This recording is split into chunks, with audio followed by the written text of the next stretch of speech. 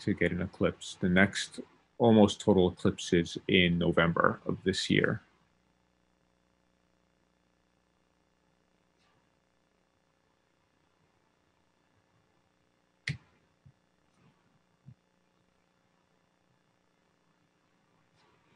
Yeah, we're going to end this stream around 2 o'clock in the morning, our time. You're very welcome for the stream. A good night or a good morning, good evening to wherever you are on Earth.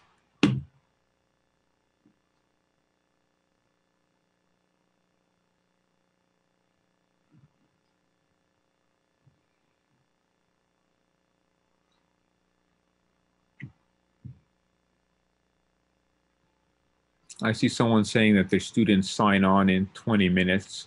Maybe we can hang out for a couple more minutes so they can see something. The video, I believe, is recorded on YouTube and will remain up there. So I know the video of the conjunction that we did back in 2020 is available there. You can find us where you're viewing us here at UHIFA on YouTube. That's what we are on Facebook and Twitter as well. And you can just Google University of Hawaii Institute for Astronomy and find us, our website. Our website is, I will put it in here, is ifa.hawaii.edu. And we are at UHIFA on social media.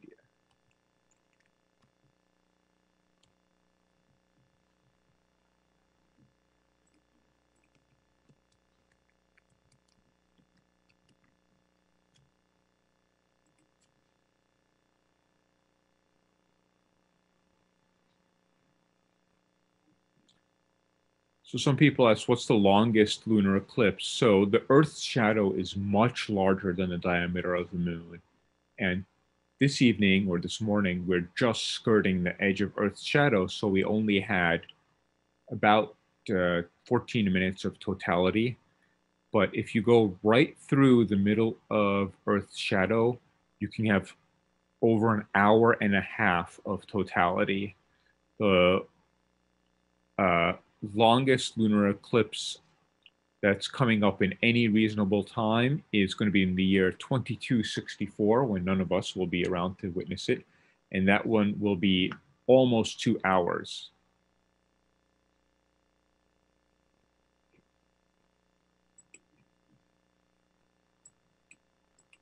That's going to be a dark eclipse, I imagine, if humans are still around to see it.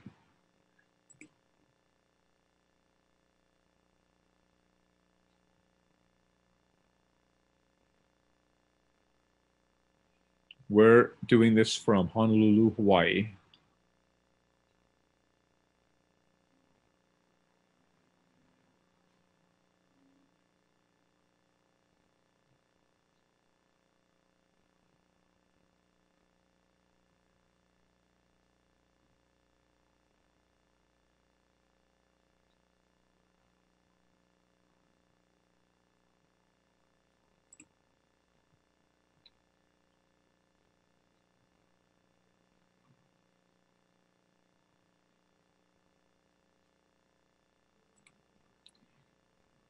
So the next solar eclipse is in June 10th. It's an annular eclipse, which means that you have a ring of light around the moon during the eclipse, so that the moon is a little bit farther from Earth and therefore it looks smaller on the sky, and so it doesn't block 100% of the sun.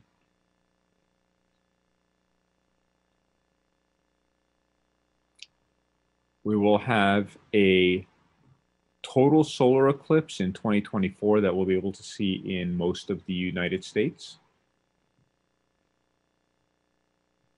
If you've ever seen a solar eclipse, you know it's a pretty amazing event. I went to Oregon to see the one a couple years ago. That was pretty incredible. That was my first eclipse.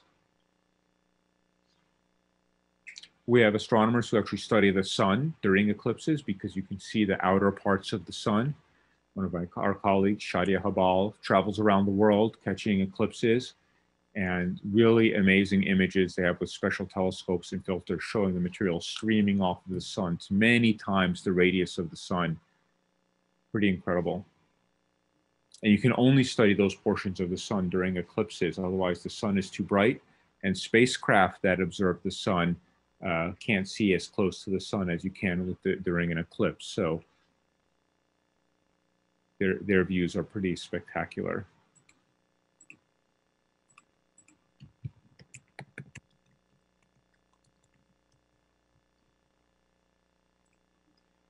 Her team is called the Solar Wind Sherpas, and I'll just put their website up here because they have amazing images of the sun.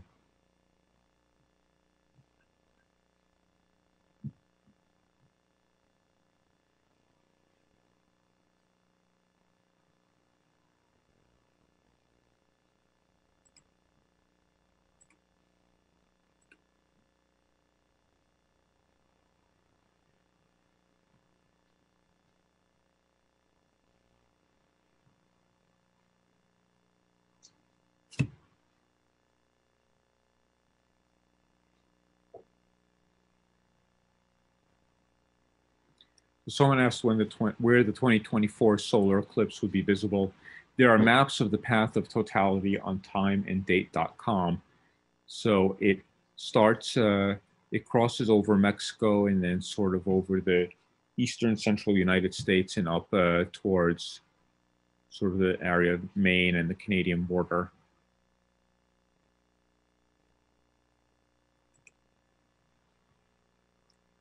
Some places that I'll see it: Cleveland, Rochester, Montreal, Indianapolis, Toledo, Little Rock, Dallas. So lots of significant cities will see at least part of the totality.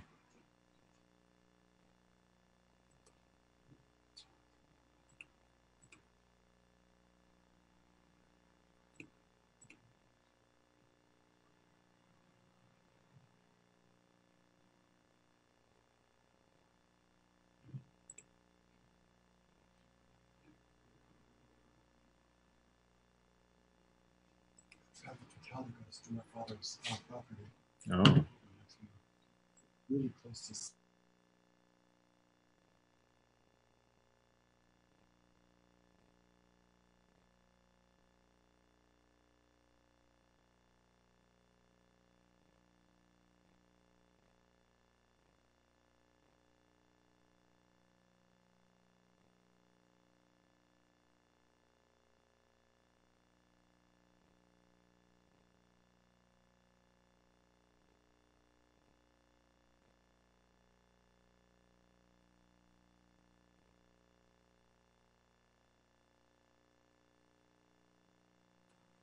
So someone's asking if most tracking telescopes track this well. If you buy a decent go-to telescope and you align it correctly, so before we started this broadcast, Alex spent some time aligning his telescope so that it was leveled and knew where north was and things like that, then it'll track well. If you don't align it correctly, then you're not going to get good tracking.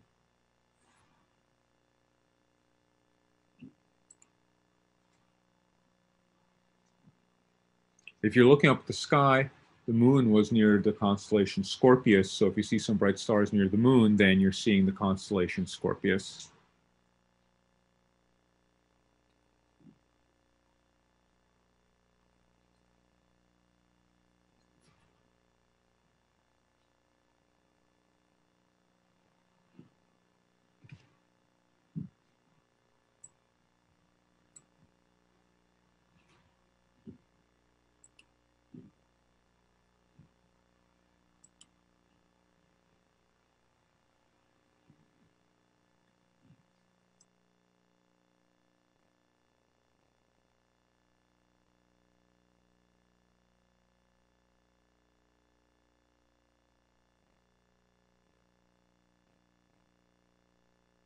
So we'll hang out here for another 10 or 15 minutes, and then we're going to pack it up. We hope you'll check out our website, ifa.hawaii.edu, for news stories. We are a large academic astronomy unit at the University of Hawaii. We have 45 or so PhD astronomers, 30 to 40 graduate students. We run observatories on Mauna Kea and Haleakala and participate in space missions. We have an undergraduate and a graduate program, so if you're thinking about a career in astronomy or just want to take some astronomy classes, you can come here to the University of Hawaii at Manoa and take classes from some of us.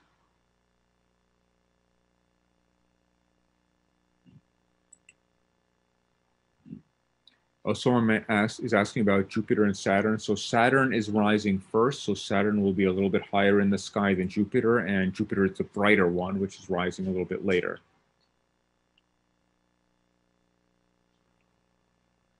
And they're rising almost to due east. They should not be very high in the sky yet.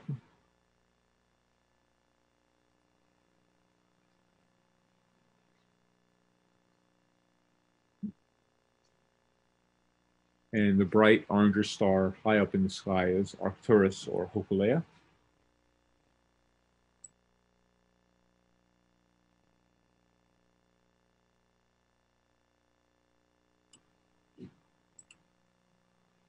Someone's asking that they went at 4:11 Pacific Standard Time.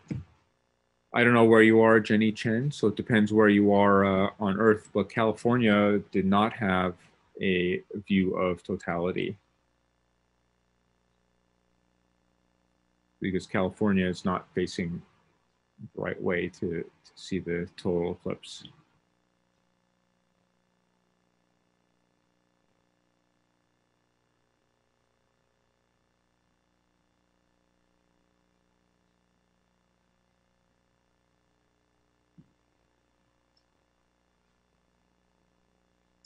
Everyone's welcome for the stream and the commentary. I'm glad you're enjoying it, and I'm glad we can answer some of your questions.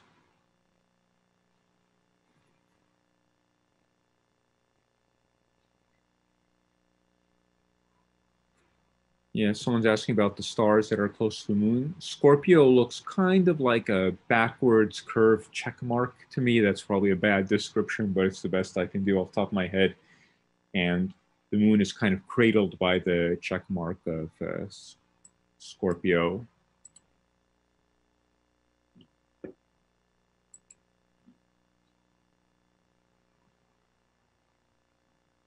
We don't have a big enough field of view here to show you all the stars with this setup.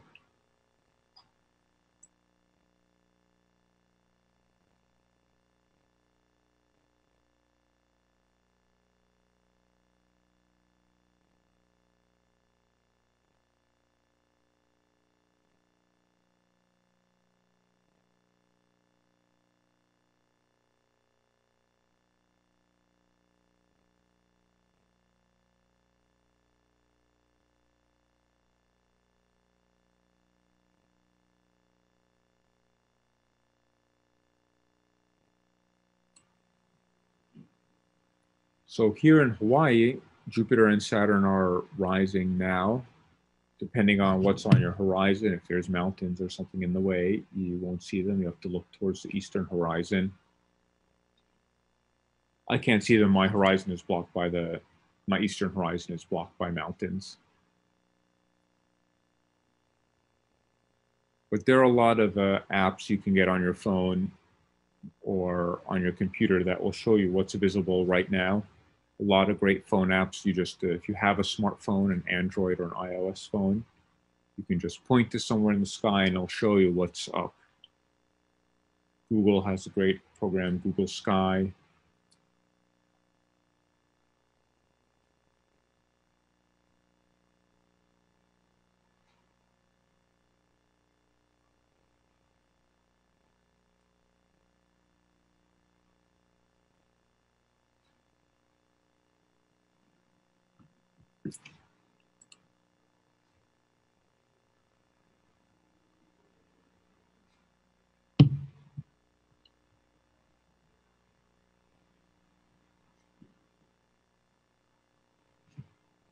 If you want to understand the geometry of lunar and solar eclipses, you can just Google lunar eclipse geometry and you'll find lots of videos that show you what's happening and why you don't get them all the time.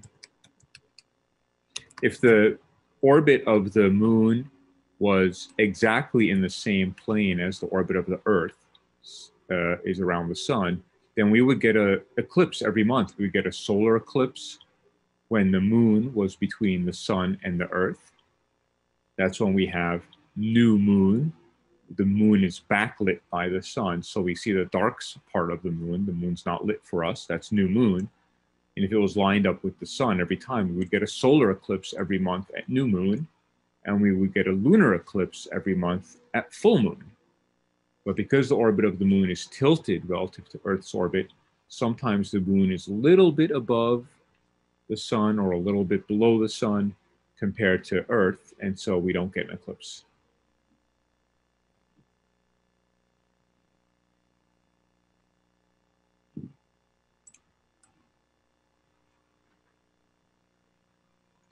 The place where the moon's orbit intersects the Earth's orbit is called a node. And in order to get an eclipse, that node has to occur when the moon, the Earth, and the sun are in a straight line relative to each other, not when the moon is someplace else in its orbit around the Earth.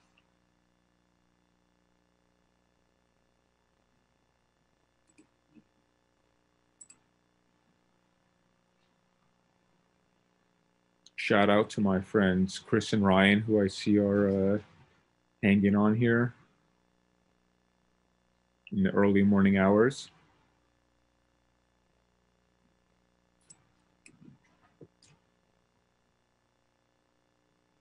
I'm glad some of you around the world are getting a clear view like we are, and I'm glad those of you who got cloudy skies or don't get the full lunar eclipse where you are were able to join us.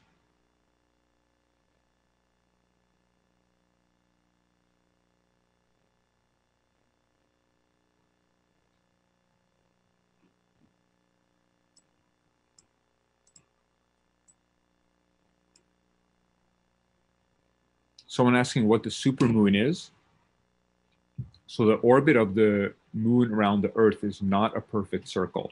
It's an ellipse. It's a little bit elongated. So sometimes the moon gets closer and farther from the Earth in its orbit. When the moon is closest to us, it's called perigee. That means closest point to Earth. When it's farthest, it's called apogee. So when the moon is closer to Earth, it looks a little bit bigger, and we call that a supermoon. So actually, perigee was about a day ago, and so the moon is really close to Earth, comparatively speaking. It's only a few percent difference, 7% closer, plus 7% farther away, or minus 7% closer. So it's not a huge difference in distance, but it is noticeable. And so the moon does look bigger at perigee than it does at apogee by quite a bit.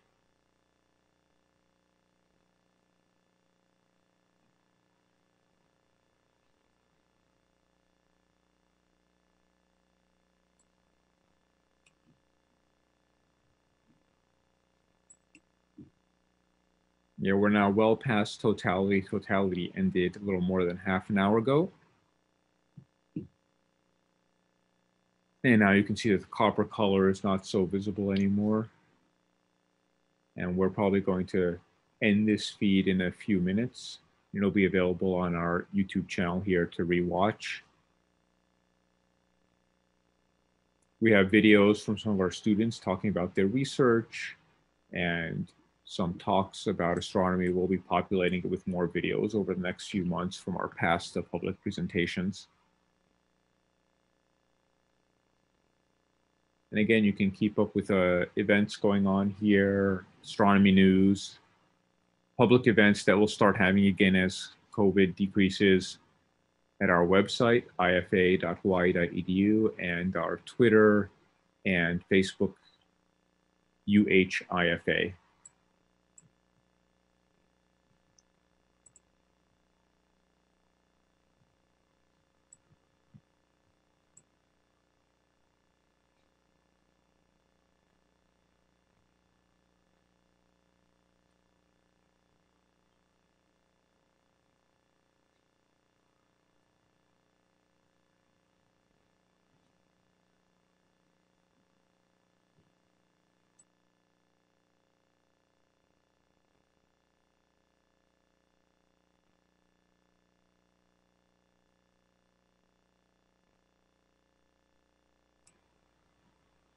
So I think we're going to get ready to go to sleep. I'll get my 4 hours of sleep before it's time to wake up the kids and take them to school. I don't know what time Alex has to go to work. Alex is lucky. He tells me he got the day off, so he can stay up, but I'm not. So again, thank you all for joining us. We're the University of Hawaii Institute for Astronomy. My name is Roy Gal. My colleagues Carolyn and Zach helping out on answering questions, and Alex Dierba providing the feed from here in Honolulu, Hawaii, where we're lucky to have clear skies and a great view of this total lunar eclipse, the super flower blood moon eclipse. Flower moon because it's May when flowers bloom. That's just a colloquial name for the full moon in May. Super because the moon was closer to Earth, was close to perigee, so it looks bigger. And a blood moon because it looks red during totality. That's a relatively new term. Everyone uses it now. It's pretty amazing how quickly things come into our language.